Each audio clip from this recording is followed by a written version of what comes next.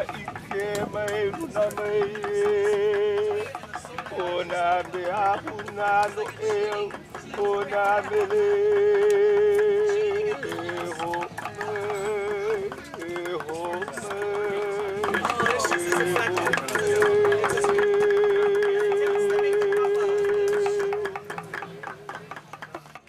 chào quý vị, tôi là Lien Nguyen và hôm nay tôi sẽ nói chuyện về cultural diaspora and culinary ethnobotanical knowledge.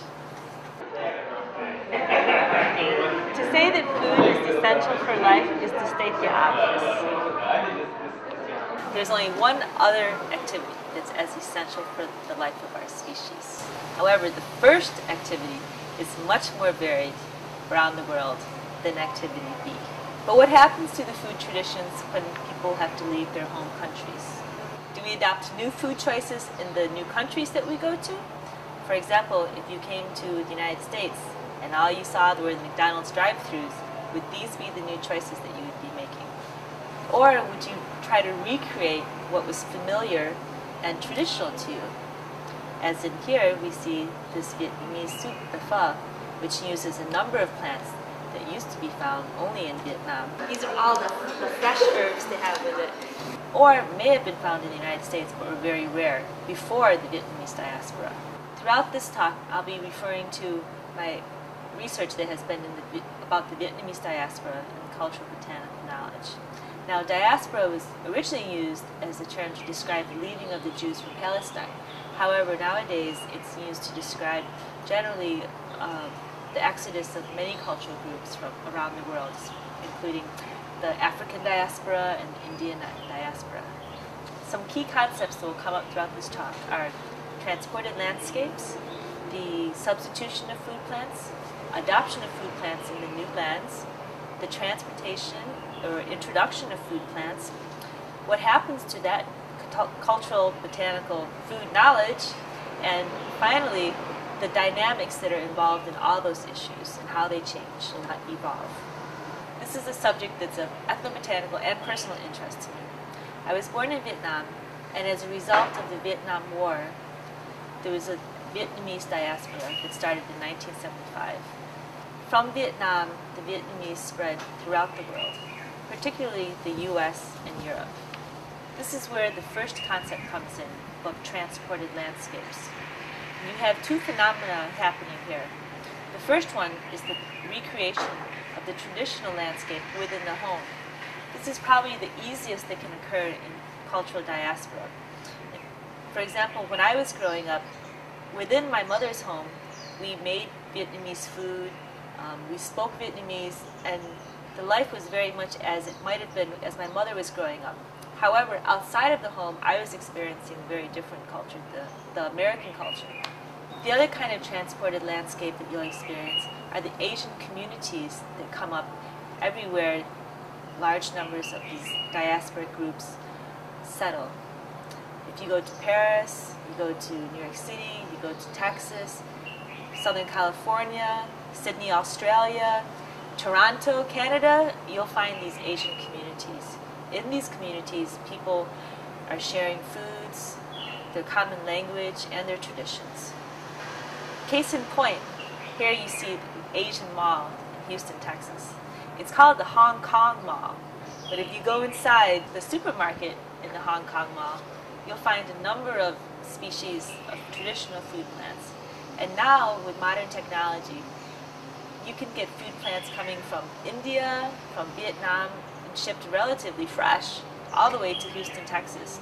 There's also been an increase in the farming of these ethnic groups in the United States too, so that things are brought to the stores fresher. In addition to the fresh food plants, you can also find a number of traditional prepared foods.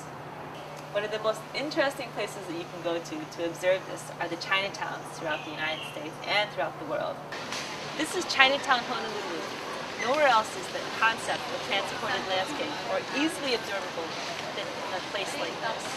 If you look around, you'll see Vietnamese shops, Chinese shops, foods that people use every day. Chinese that first came to the United States or other parts of the world created these areas where they would have their communities, they could make their foods and get their food plants. Subsequently, as other immigrant groups came to these areas, they evolved, these Chinatowns would evolve into what was the main ethnic group there. This was primarily Chinese before, but once the Vietnamese started coming to the United States or Hawaii in 1975, there's been a turnover in the shops. And so now you find many Vietnamese shops and the plants that people use for their foods. You can also find Filipino shops and their specific plants here, as well as still the Chinese. The most visible of these in the Honolulu area are the ethnic restaurants. In these restaurants, you'll find these very traditional Vietnamese foods that not only Vietnamese people come to eat, but also other people living in Honolulu. Hawaiians, Chinese, Portuguese, and so on. Cái nồi phở hả?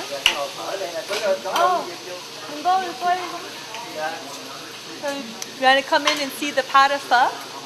So they have the two pots because after he makes the one pot, and so that it keeps it fresh each time when someone orders, they always take out the separate, and then that's where like they'll cook like the beef if you want the beef in it. That's the way we do it at home too. It keeps the original pot like fresh all the time.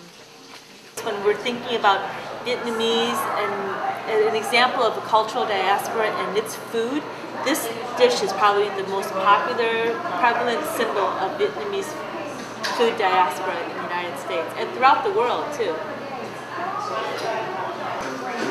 The Ocimum basilicum, the Thai basil or rau hue, is just used as a garnish, and it really adds aromatic freshness to the food because Vietnamese foods, you have to have the different textures, and then we put some bean sprouts on for a crunch.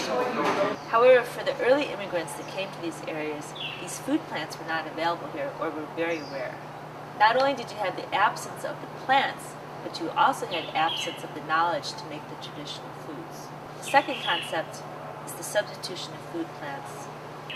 Where people settled and they did not have a particular plant, for example, what you see here is the petiole of a plant called Colocasia gigantea. When the Vietnamese first came to Hawaii, they did not have this plant available to make a specific soup. Now people did one of two things. They either did not substitute for that plant and therefore stopped making the soup, or they substituted for an alternative plant that served a similar function. By substituting with a similar plant, in this case celery that provided a crunchiness, we were able to have the soup ganjua. In addition to the substitution, you also had an adoption of food plants in the new area. Now this adoption may have been because these plants were not available or perhaps were more expensive or more difficult to get in their traditional homes. And the food plants, the adopted food plants may just add additional variety and flavor and novelty to the food. In the next concept, we also have this transfer as introduction of food plants by immigrants. Many of these people would bring over seeds or fresh live material with them. Due to the introduction of food plants by immigrants, in the U.S., the Vietnamese are credited with the introduction of many plant taxa for their traditional foods. And this is very obvious when you go into these food vendors in the Chinatowns. What you see here is many of the aromatic food plants that the Vietnamese introduced to the U.S. when they came, specifically for foods, traditional foods. And I'm just going to name the Vietnamese names of some of these. So you have here rau hung cay. It's similar to rau hung lui, but the name lui means this one is more of a trailing plant, and this one cay is more of a standing plant. Similar species. And then you have what we call the Thai basil, is rau hung hue or rau hue. This one was brought specifically for Vietnamese salads. You have to have this to have the raw salads. And it's, now I'm trying to think of the name. Rau ram. This is rau ram. And it's very similar. This also has a very distinctive smell. All these are very aromatic like this. This is something the Japanese here use locally. Latito is a perilla. Here's another, it looks similar, some people call it green perilla, but it's actually a type, also another type of mint. This is rau kinh giấy. You have ngò gai and ngò. And it's interesting, these are both called, this is ngò, or the coriander that we think of, the cilantro. This is called ngò gai. It gives the name ngò, but a different plant, but it has the similar scent. However, the leaves have the spinies on them, so we call it gai for spines.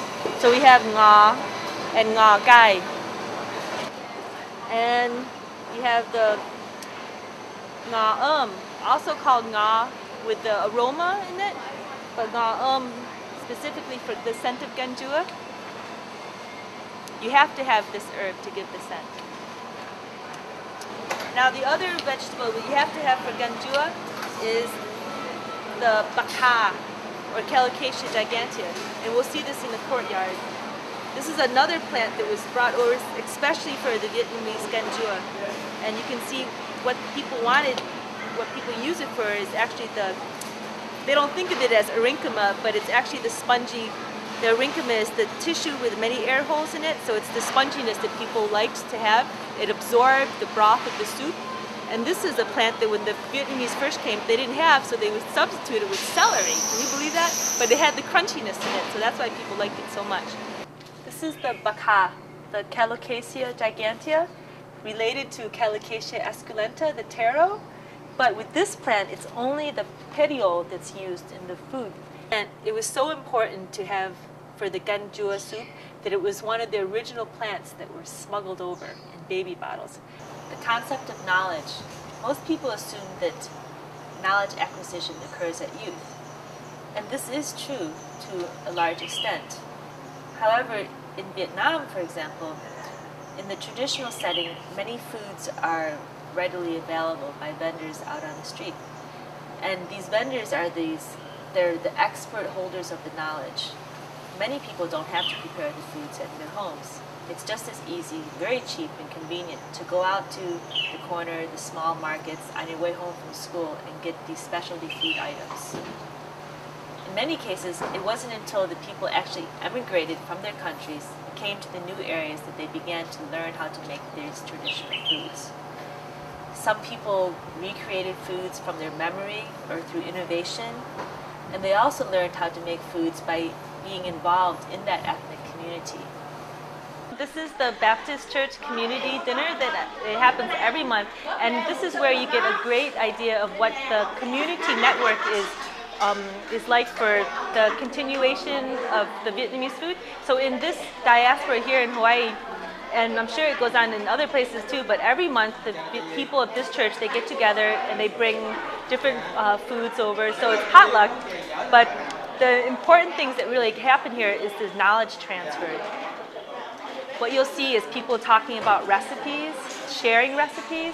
They talk about, oh, what plant did you use in there, and how they used it. They'll share seeds.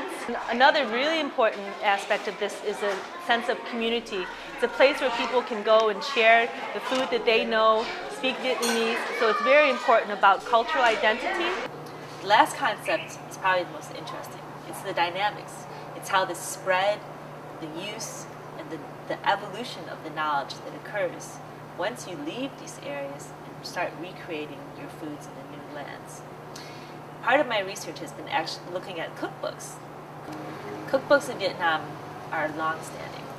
Once the Vietnamese started coming to the United States, you saw the creation of Vietnamese cookbooks here. Some by Vietnamese authors that left Vietnam, others by American authors that wanted to tap in on this popularity of the Vietnamese food. So what happens when you take this traditional knowledge and then you start publishing it in these books? And how has it changed from the books you see in Vietnam and the books you find in the United States?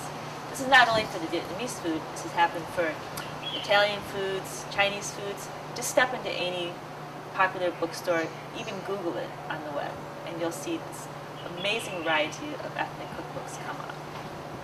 So just to recap, the key points in diaspora and culinary ethnobotanical knowledge, we have transported landscapes, recreating the home country, we have the substitution of food plants to serve similar functions, the adoption of food plants for qualities or varieties that you want, the transfer and introduction of food plants by immigrants, how the knowledge is acquired after immigration, and finally the dynamics, the spread, the use, and the evolution of the knowledge. Now before I end, I just want to bring up this last point. In talking about cultural diaspora and culinary ethnobotanical knowledge, I want to ask, food is necessary, but is there also an element of nostalgia in this too? In my observations of cultural diaspora and food, it's not only about eating the food, it's also the cultural experience that has transcended time and space.